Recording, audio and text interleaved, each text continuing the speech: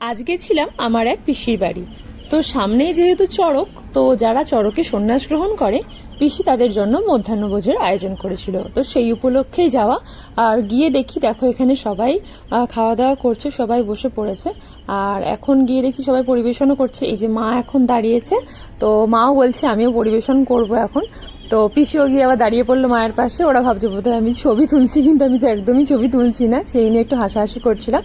যাই হোক, অন্যদিকে আমার বোন আবার যেতে না যেতেই লস্যি নিয়ে চলে এসছে, আর যেটাও নিজের হাতে বানিয়েছে।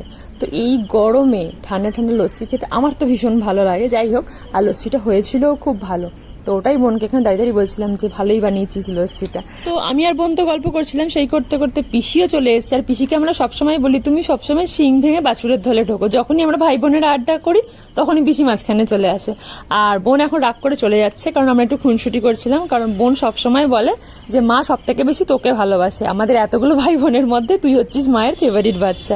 আর এইখানে দেখো একটা পুচকিটাকে কি সুন্দর এখানে স্টাইল করছে আমি ফটো তুলছি বলে। তো যাই হোক, এখানে বাকিদের খাওয়া দাওয়া হয়ে গেছে। এবার পাড়া প্রতিবেশী যারা রয়েছে তারা বসেছে এই সাইডটায়। তো এখানে আমার এই যে বোনের বর, ও পরিবেশন করছিল, মা ছিল। তো এবার আমরাও খাওয়া দাওয়া করে নেব। হয়ে গেছে খাওয়া দাওয়া। এবার পিসি এখন এখানে সব প্যাকিং করতে বসেছে, বললো বাড়ির জন্য একটু প্রসাদ নিয়ে যা। তো যাই হোক, সবশেষে বলি হর হর মহাদেব, মহাদেব সবাইকে ভালো রাখুক। তো বাড়ি ফেরার পালা। রাস্তাঘাটে কি ধুলো আর ঝোড়ো হাওয়া দেখো, আজকে বোধহয় বৃষ্টি হতে পারে। যাই হোক, প্রচন্ড ধুলো উঠছে, ঝড়ও উঠে গেছে। তো এখন বাড়ি ফিরছি। আর বাড়ির সামনের এই পুকুরটা আমার বরাবর ভীষণ পছন্দের। তো আগে যখন অনেক ছোট থেকেই যখনই ঝড় বৃষ্টি হতো বা এই বৈশাখ মাসে যখন একটু হাওয়া দিত, বিকেলবেলা গিয়ে পুকুর পাড়ের ধারে আমি দাঁড়িয়ে থাকতাম। আর এই জায়গাটা গেলে না মনটা আমার কেমন যেন একটু উদাসীনও হয়ে যায়। তো আজকেও দুদণ্ড বাড়ি ঢোকার পথেই 2 মিনিট দাঁড়ালাম, ভীষণই ভালো লাগলো। যাই হোক, কি সুন্দর পরিবেশটা লাগছে দেখো।